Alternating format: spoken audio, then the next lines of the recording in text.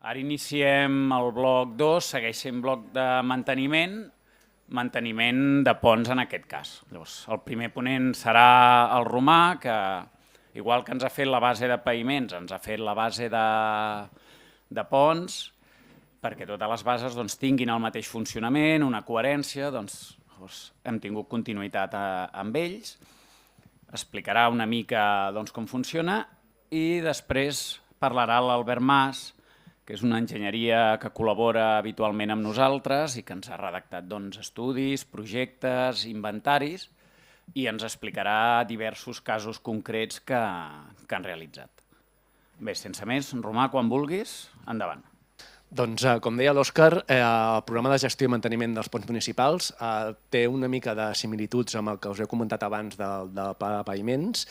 Llavors, bàsicament, l'objectiu del programa de gestió i manteniment dels ponts municipals és, per una banda, facilitar les tasques d'inventari i definició del pla de manteniment de tots els ponts municipals, també generar un pla d'actuació de les patologies detectades, per l'altra banda, tenir una traçabilitat de totes les actuacions que s'han detectat, aquelles que estan executades i les inspeccions bàsiques i principals que s'han previst i que estan executades i proporcionar eines d'anàlisi per prioritzar les actuacions al màxim objectiu possible, així com generar també un seguit d'informes tant de patologies pendents a reparar com taules resum dels costos previstos d'inversió, costos totals i costos d'inversió, i tal com us ha comentat l'Òscar al principi, aquesta sí que és una aplicació que està en fase de proves i per tant no és plenament funcional. Pot ser que hi hagi alguna funcionalitat que veieu que a la fase final o a la versió final es modifiqui. Llavors, bàsicament, el recull de les funcionalitats que té aquesta base de dades, que llavors us ensenyaré un cas real del municipi de Torrelavit, és, per una banda, tenir tot un recull de les principals dades de cada pont, si dades tant geomètriques com de imatges de secció tipus, situació, dades viàries, dades hidrològiques, tenir un calendari de les actuacions previstes amb indicació de la data màxima de reparació. Això està pensat perquè el tècnic, quan faci l'inventari del pont, puguis determinar un seguit de patologies per defecte, en funció del nivell de gravetat que el tècnic defineix, per defecte s'estableixen unes dates màximes que aquesta patologia s'ha de reparar. Totes aquestes dates també són editables pel tècnic, però bàsicament en funció dels 3 nivells de gravetat, que és greu, mig o lleu, la base de dades et defineix el termini temporal d'un any, entre 2 i 3 anys i entre 5 i 10, que ja us dic que es poden editar posteriorment. Llavors també hi ha uns informes predefinits de tasques pendents que s'han de desenvolupar en tots els ponts del municipi i avisos d'actuacions no realitzades, és a dir, si hi ha alguna patologia que s'ha detectat en un pont que es defineix com a greu i al cap d'un any aquesta patologia no s'ha detectat, l'aplicació dirà compte que hi ha una patologia que es va detectar en certa data, que es va definir que s'havia d'haver reparat i que no s'ha fet. Llavors això també generarà un seguit d'avisos. Llavors també es pot cercar per patologies dins de cada un dels ponts, es poden fer filtres i, com per últim, un resum de costos totals d'inversió a 5 anys vista, tant resums de costos a PEM, diguéssim, i l'inversió prevista considerant el benefici industrial, etc. Llavors us ensenyaré un exemple real d'un municipi d'exemple i bàsicament en relació a les patologies i els costos de reparació, el programa sí que disposa de tot un seguit de patologies predefinides, unes patologies que estan agrupades per diferents casuístiques, si estructurals, no estructurals. En mode d'exemple, aquí per exemple a la taula de la dreta teniu aquelles patologies que estan predefinides estructurals, que s'organitzen en funció d'on els trobem al pont, si és a l'estrep pila, el vànol, els fonaments i el recolzament, i sí que si el tècnic, quan introdueixes les dades, selecciones quina de les patologies és i el nivell de gravetat, però s'ha de definir les actuacions proposades i el cost de reparació PEM, i el nivell de gravetat s'ha d'introduir per l'usuari. Tenint en compte que els ponts, les patologies són molt... si és molt difícil de fer una actuació genèrica que serveixi per tots els ponts que ens podem trobar, sí que el tècnic que ompli la base de dades ha de definir una mica la descripció de l'actuació i el cost de reparació. I com us deia, en funció del nivell de gravetat, automàticament l'aplicació et proposa una data màxima de reparació, que també es pot editar per l'usuari, i al final es calcula en funció de totes les patologies entrades, hi ha un càlcul que et genera la prioritat de reparació de cada un dels ponts, si és prioritat urgent, si és prioritat mig i si és prioritat lleu. La pantalla d'inici ja incorpora per defecte el visor Instamaps. En aquest cas, a diferència dels paviments, com comentaven abans, la geometria és molt més simple perquè és només punts que tenen coordenades X i Y, i la idea és que automàticament quan actualitzis dades de la base de dades vagin actualitzant el visor map, que tant ho veuràs a dins de la mateixa base de dades com ho podràs veure amb un visor web extern. I l'Instamaps bàsicament és el mateix que us comentava abans. Llavors, canviem d'ordinador. Aquesta seria la pantalla d'inici de l'aplicació del programa de gestió de ponts, que tenim per una banda aquí a dins, a la pantalla principal, integrat el que és el visor Instamaps, on tenim informació de tots els ponts que s'han inventariat. En aquest cas és un municipi petit que només té 5 ponts, que és Torrelavit. A dins de cada un d'aquests, els ponts estan simbolitzats per punts. Si premem a cada un dels punts tenim la informació bàsica del codi, nom, quina és la prioritat d'actuació, quin és el cost total i l'inversió, i al mateix temps podem visualitzar la fitxa del pont, que podries veure la fitxa resum del pont amb les patologies detectades, etc. Llavors, com a eines de gestió, tenim un seguit de funcionalitats. Per una banda podem veure el llistat dels ponts que tenim inventariats. Si en aquest cas, ja us dic, els camps estan subjectes a actualització o canvis, però bàsicament la idea és que aquí es pugui mostrar la informació més significativa de cada un dels ponts, vida útil, longitud, quina és la data de la darrera inspecció i quina és la prioritat d'actuació. Si entrem en el detall de cada un dels ponts, trobem bàsicament dades genèriques, generals i geomètriques del pont, si hi ha una imatge de la situació actual, una foto de la secció, llavors dades geomètriques com longitud, amplada, any d'execució, una breu descripció, i amb l'altra pestanya dades viàries, si quin tipus de vialitat és, si és calçada, amb vorera, sense, tipus de paviment, si una mica totes les dades viàries que podem trobar en un pont, si té enllumenat, si té barana, si té senyalització vertical. Amb la següent pestanya tenim tot el que fa referència a dades hidràuliques, si cabal de màxima crescuda ordinària i tots els cabals segons el període de retorn, la capacitat hidràulica del pont i un camp automàtic que es calcula amb el cabal pel període de retorn que compleix, i tot seguit podem introduir les patologies que s'han detectat al pont. Si tenim, per una banda, agrupades en grups i subgrups, aquí podem definir quina és la data de detecció, quina és la data límit que proposa a la base de dades de reparar en funció del nivell de gravetat, el pressupost d'actuació, i si entrem en el detall podem veure quin tipus de patologia és la que s'ha inventariat, quin és el pressupost estimat d'actuació, quina és la data d'actuació, quina data màxima es preveu d'actuar, tot i que això es pot editar per l'usuari, i si s'ha reparat o no. Una breu descripció, l'actuació que es proposa i una imatge, en el cas que es vulgui tenir imatges de la patologia en qüestió, això per tots els ponts que tenim inventariats. Així mateix també es podria generar una fitxa amb la informació bàsica del pont, i amb la pestanya d'inspeccions es pot definir la inspecció bàsica, que inclou el manteniment ordinari del pont, i una inspecció principal.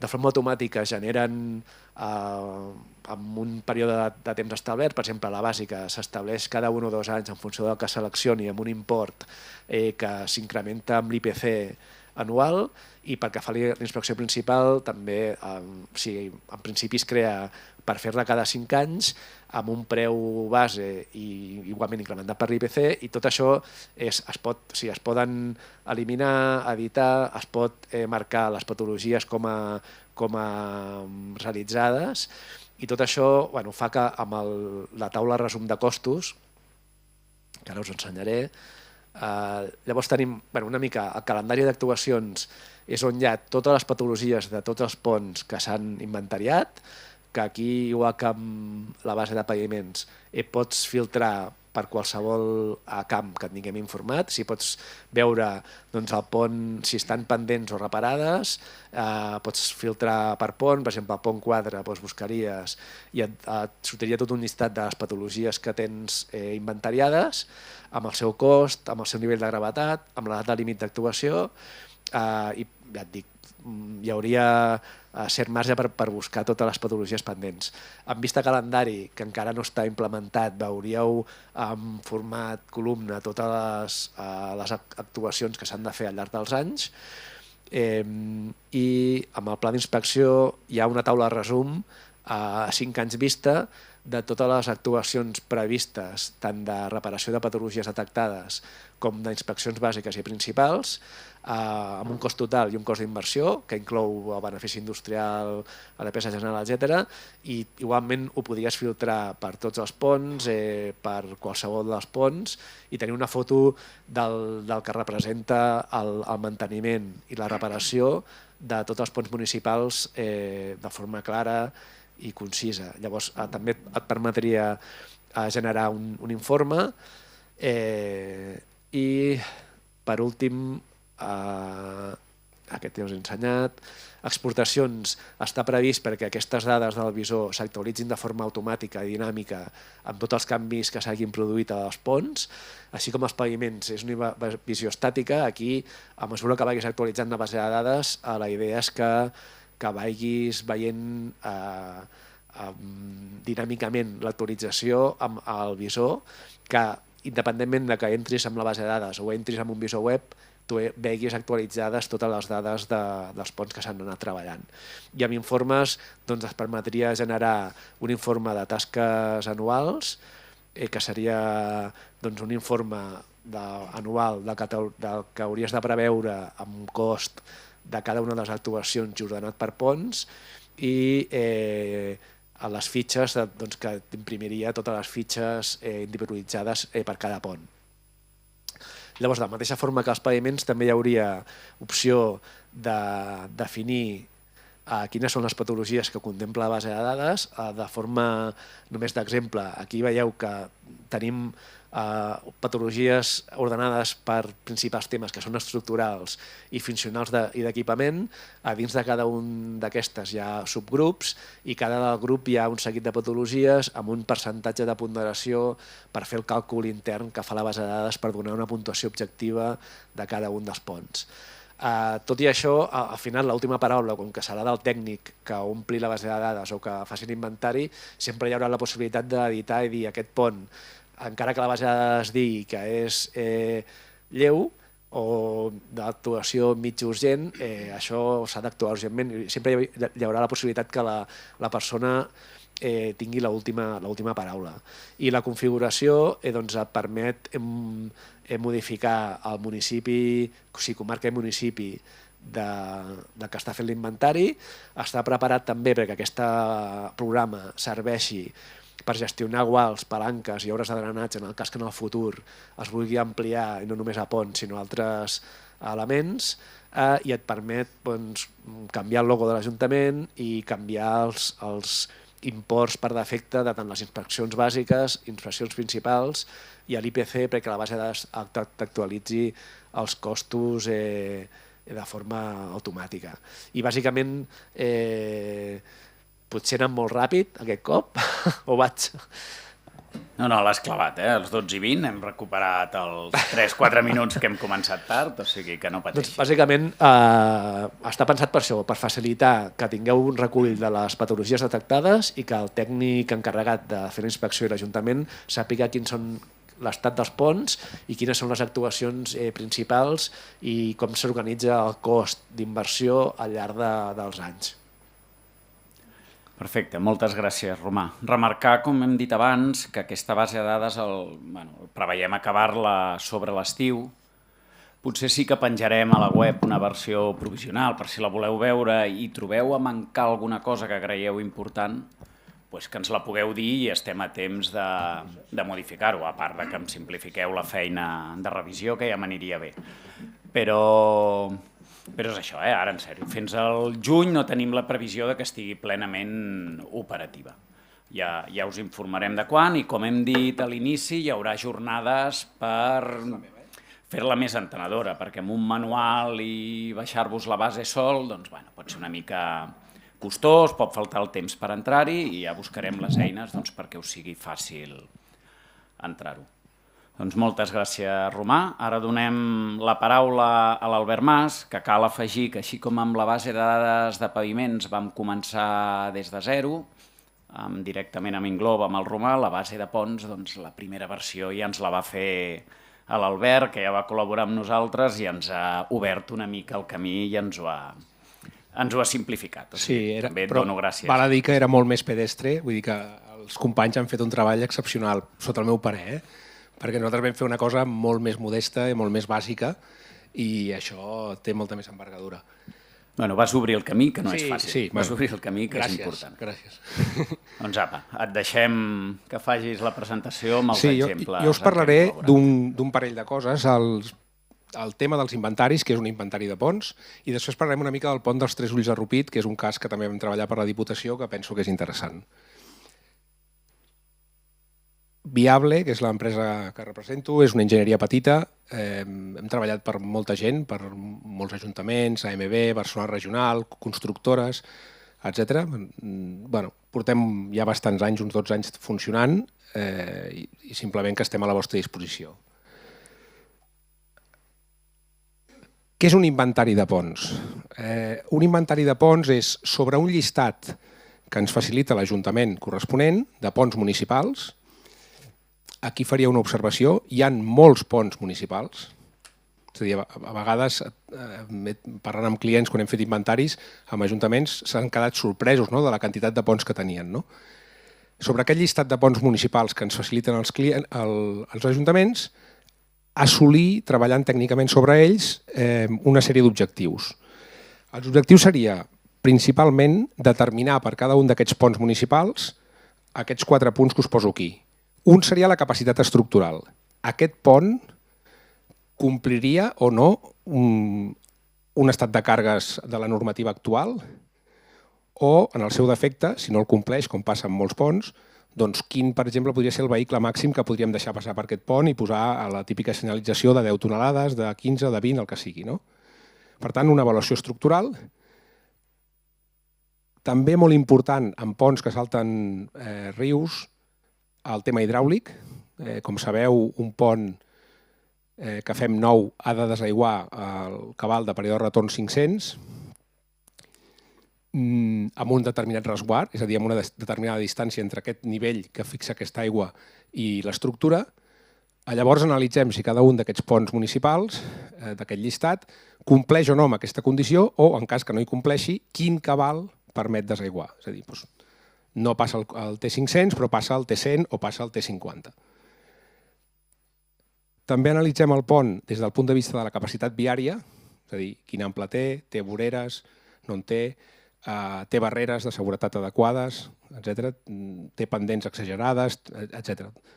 I, finalment, també hi ha una quarta part del treball, que seria l'estat de conservació, és a dir, patologies. Elaborar tot un llistat de patologies que té cada pont, ja des de les més bàsiques funcionals fins a les més sofisticades estructurals que pugui haver-hi. Aquest seria la primera part, el primer objectiu, i el segon és, en base a aquesta informació recopilada, fer una proposta de pla d'actuacions, és a dir, què hauríeu de fer per anar posant tot això al dia I finalment també un pla de manteniment. Tal com apuntaven els companys, doncs el manteniment és un dels cavalls de batalla d'aquest país. Fem moltes obres noves i cada vegada estem veient que ens està costant més mantenir-les. En altres països pensen molt més en el manteniment que no en l'obra nova, i això n'hauríem d'aprendre, perquè ara jo crec que el gran repte que tenim és mantenir el que tenim, i ja ho sabeu vosaltres molt millor que jo. Us mostro uns exemples. Per exemple, aquest és de Fonollosa. Doncs aquí teniu la ubicació dels ponts que vam estudiar en aquest cas. Es fa una visita tècnica a cadascun d'aquests ponts. Ja veieu una mica amb les fotografies el que és un pont. És a dir, hi ha ponts municipals molt petits, arquets molt petits, alguns que quasi qualificaríem d'obres de drenatge, per exemple, però també es poden mirar. Si ara poso, per exemple, el que vam fer a Calaf, doncs aquí es van fer menys ponts, però diguem-ne ponts de més envergadura, alguns sobre la carretera, sobre ferrocarril, i un que donava accés a un petit polígon industrial que tenen allà. Analitzem aquests ponts des del punt de vista que us comentava abans i acabem determinant un grau d'urgència sobre els mateixos. Aquest grau d'urgència, diguem-ne, si anem des de dalt a baix, vam qualificar 5 rangs. Crític, el pont presenta deficiències estructurals o funcionals molt greus que impliquen actuacions immediates. No n'hem donat cap, crec, de crític mai, perquè un crític ja seria una cosa que vosaltres mateixos segur que la veuríeu. Però bé, es podria donar. Després tenim el molt urgent, que és que hi ha deficiències estructurals o funcionals greus que, malgrat permeten mantenir el pont en servei, però impliquen emprendre accions més o menys ràpid. Entenem per més o menys ràpid un període que fixem en menys d'un any. L'urgent seria igual, però estimem que el període en què es pot actuar és una mica més llarg, 5 anys. Al mig seria un pont que està més o menys bé i que el que se li ha de fer és el que consideraríem un manteniment correcte. I finalment al baix, que el pont no presenta danys estructurals ni funcionals i pot continuar en servei. Per exemple, si veieu aquest cas de Fonollosa, doncs aquí vàrem donar un molt urgent, que era un petit pont peatonal que tenien d'accés a uns corriols que la gent utilitza per sortir a passejar del poble, que no tenia cap tipus de barana. Per tant, home, i ells ja ho sabien, ho tenien senyalitzat, diguem-ne que és urgent en el sentit que cal posar-hi unes baranes aquí. No era, en aquest cas, un dany estructural important. La resta de ponts, com veieu, tots van ser qualificats de mig, és a dir, ponts que poden estar en servei, que estan bé, no tenen problemes, però que se'ls ha de fer un cert manteniment. I finalment, sí, n'hi havia algun que el vam posar com a baix perquè no calia fer res. Resultat de tota aquesta feina, apareixen gràfiques o taules d'aquest estil, que aquesta es correspon a Calaf, en la qual hi ha el grau d'urgència de l'actuació, quines patologies presenta, quines actuacions proposem fer en cadascun d'ells i una valoració econòmica, tant de l'actuació, dintre del pla d'actuació, com tant el pla de manteniment com el pla d'inspeccions. És a dir, acabem dient com i quan, amb quina periodicitat heu d'inspeccionar aquest pont i també avaluem una mica quin manteniment caldria fer-li i el valorem econòmicament. Aquí me'n vaig una mica del tema, però hi ha tot el tema que comentava abans el Romà, que és complex, que és el tema del pas del temps, perquè els costos, sí, hi ha l'IPC, i nosaltres ho vam fer així també quan vam començar, però ja veieu, us esteu trobant que els projectes caduquen en quant a costos. Això s'ha d'anar treballant. Està clar que el recorregut és immens. Això en quant a l'inventari de ponts. Ara us vull parlar una miqueta del pont dels Tres Ulls de Rupit, que és un cas que vam treballar per la Diputació, en aquest cas fent el projecte, després vam fer direcció d'obra també. El pont dels Tres Ulls de Rupit, que el teniu a l'esquerra, és un pont que el pont en si no tenia cap tipus de valor, diguem-ne, estructural o arquitectònic, però sí que tenia una importància per la gent de Rupit degut a aquest salt d'aigua que hi ha, que és una represa artificial, o sigui, de creació de l'home, que ja està a la sortida del poble. És a dir, quan surts del poble veies aquesta imatge, i aquesta imatge per ells era important.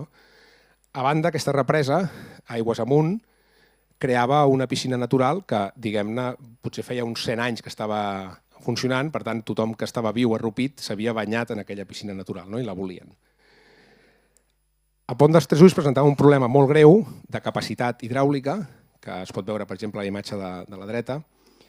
Aquest pont no desaiguava, evidentment, el cabal de T500 ni de conya. Amb cabals molt baixos, T10, coses així, ja començava a tenir problemes.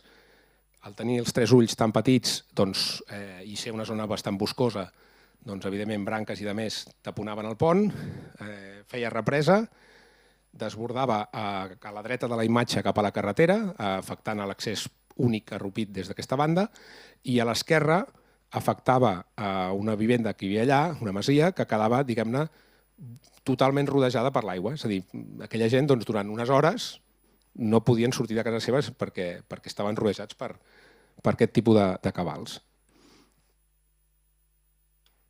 En aquestes circumstàncies, els condicionants d'aquest projecte, per mi eren tres. Un és l'entorn urbanístic i paisatgístic de Rupit, és a dir, és un lloc valuós des del punt de vista arquitectònic, paisatgístic, de natura. És un poble que viu eminentment del turisme, també de l'activitat agrícola, però, diguem-ne, cuiden molt el seu espai públic. Per tant, el pont tenia que treballar en base a aquest condicionant. Després hi havia un condicionant hidràulic molt potent, per més que estiguem a Rupit, per més que estiguem en un entorn de la qualitat que vulgueu, tenim que complir que aquest pont evacuï el T500, i això és complicat. A banda, diguem-ne que l'Ajuntament imposava el criteri de dir, escolta, la represa la volem. I això comportava immediatament que la piscina natural també es volia mantenir. I finalment, hi havia uns condicionants de vialitat, teníem que garantir un pas de més o menys uns 4 metres, perquè aquest pont, diguem-ne, donava servei a diverses masies amb activitat agrícola i, per tant, necessitaven passar maquinària una mica potent. En aquest context, i amb, diguem-ne, dues problemàtiques molt potents que hi havia prèvies, una era la hidràulica, que ja us he explicat, i l'altra és que arrel de la hidràulica, quan passaven aquestes avingudes, desapareixien moltes vegades les barreres del pont, les baranes. I l'any 2005 van tenir la desgràcia de tenir un accident mortal. Es va matar una noia, una nena, baixant en bicicleta, doncs va saltar a la represa amb tan mala fortuna, és una caiguda important, que es va matar. Per tant, l'actuació era imprescindible. S'havia de fer alguna cosa i resoldre-la. Nosaltres intervenim quan hi havia dos projectes previs. Un era un pont, diguem-ne, que eliminava la represa i aconseguia d'aquesta manera la capacitat d'evacuació, li agradava molt a l'ACA i no li agradava a l'Ajuntament. I després hi havia una altra solució, que feia un pont, mantenia la represa, li agradava molt a l'Ajuntament i no li agradava gens a l'ACA. Així, dit molt ràpid i simple. Això ho dic per posar en valor que a vegades els projectes previs fallits, entre cometes, són interessants com a punt de partida. És a dir, jo, si al final considereu entre tots, jo ho considero, però si ho considereu vosaltres que això ha sigut un cas d'èxit, també és per part de la feina que s'havia fet anteriorment pels projectes fallits. Que a vegades el projecte fallit ens decepciona molt de dir, ostres, s'ha fet un projecte i no s'ha executat. Bé, potser servirà. Bé, nosaltres arribem aquí, veiem això i diem, mira, fem els càlculs hidràulics i diem, aquí s'ha d'evacuar 144 metres cúbics per segon, que més o menys suposava, si miro bé els números, una secció hidràulica útil de 20 metres per 1,90 d'alçada. Tenim una rasant que ens condiciona, a l'esquerra no tant, perquè són camins més rurals i per tant teníem una mica més de joc, però a la dreta connectem amb la carretera, per tant aquí no podíem fer gran cosa. A l'esquerra de seguida entràvem a la vivenda que us comentava abans, amb la qual tampoc teníem massa marge. Aquí sota s'hi ha de posar una estructura que té un cantell, aquí hi havia un esquema. Aquests esquemes que esteu veient són els que jo vaig utilitzar per explicar-li a la gent de Rupit per què havíem fet aquest pont, perquè és una de les coses que ens van demanar. Quan ja teníem bastant avançat el projecte, el Marcos riu, perquè va ser així, o sigui, quan ja teníem molt avançat el projecte, l'alcalde diu, escolta, a nosaltres ens agrada, però potser a la gent li hauria d'agradar també, i així ho farem més segur. I dic, home, alcalde, tenim un risc molt gran. Vam anar a explicar i va funcionar. Per tant, si poso l'estructura hi poso un resguard, que seria un espai que ens demana la normativa, l'ACA, per evitar que objectes flotants puguin picar contra el pont. Això és habitualment 1 metre. En casos excepcionals es considera que es podria acceptar mig metre, i nosaltres ja comptàvem que aquí ens acceptarien mig metre, que això no ho sabem, no ho sabíem. Més la secció hidràulica, doncs, com molt bé veieu, puc fer un pont, però em casco la represa. Per tant, la represa se'n anava. Aquest projecte ja el tenien. Què decidim? Doncs, home, no podem fer un pont per baix, hem de fer una estructura per dalt. D'aquesta manera trec el cantell d'estructura, amb el resguard de mig metre, més el cabal, doncs passo fregant la represa, mantinc la represa i, per ende, mantinc la piscina natural de darrere. I fem aquest esquema i aquesta imatge, que això és un render de la solució, que amb els tècnics de la Diputació que guiaven el projecte i jo mateix, doncs ens anem a ensenyar-li a l'alcalde que està esperant el manteniment del seu pont dels Tres Ulls i, com jo li vaig dir, tenia l'expectativa d'un no pont. És a dir, jo vull la represa, el pont em molesta, prefereixo que no hi sigui quasi, i anirem a ensenyar això. Bé, va funcionar, els hi va agradar, primer a l'alcalde i a 3 regidors que hi havia allà, 2 els hi va agradar molt i un no tant, s'ho van parlar entre ells, al final tothom estava més o menys convençut, vam presentar els veïns, va agradar i finalment, al cap del temps, això són unes imatges de la inauguració. Ara el pont està més maco perquè l'acer còrten dels arcs s'ha anat fent més uniforme. Hidràulicament funciona de meravella. De fet, el dia de la inauguració el veí de la casa em va venir a felicitar perquè em va dir, home, ara ja no em passa allò que em passava, que quedava sitiat a casa meva, que són aquests petits pagaments que a vegades té la enginyeria, que van més enllà d'uns honoraris. Bé, tal com us deia, penso que és un cas d'èxit en el sentit que vam resoldre un problema i en principi tothom ha quedat raonablement content. Excepte algun veí que el dia de la presentació no li va agradar, però quan jo li vaig dir a l'alcalde, dic, aquell senyor no li ha agradat gaire el pont, i em diu, no et preocupis, a aquest no li agrada mai res. I, per tant, aquí vam superar la prova. I ja estic. No sé si m'he ajustat molt, m'he passat, com he anat. No us preocupeu, mentre sigui interessant i de qualitat com feu, el temps no ens ve de 5 minuts amb un o l'any. Doncs perfecte. Quedo a la vostra disposició per qualsevol pregunta o el que vulgueu. Moltes gràcies. Sí. Després farem preguntes al final, o sigui que no us escapareu. Si hi ha alguna cosa ho farem. Més enllà de la presentació que ha fet, molt interessant la reflexió sobre els projectes fallits, que m'ha semblat molt encertada i ens dona una mica d'ànims, perquè moltes vegades ens en queden molts al calaix. I això ens dona una mica d'ànims també de veure que a partir d'aquí podem reflexionar i treure més endavant la solució. És que, i ho he dit amb bastant de coneixement de causa, perquè tu saps que m'he intervingut en unes quantes coses que hi havia informació prèvia i és important, és a dir, no s'arriba a solucions així, diguem-ne, des del moment zero, saps? I llavors aquesta informació prèvia de treball, d'intentones, l'has d'utilitzar.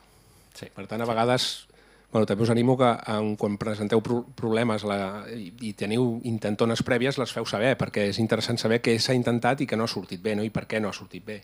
Sí, perquè et dona ja molta informació. Amb això us animem i ja fem reunions d'inici sempre, però encara ens dona més força això per fer-les profitoses i atreure tot el que tinguem. Molt bé, fins aquí aquest bloc 2 de manteniment de ponts.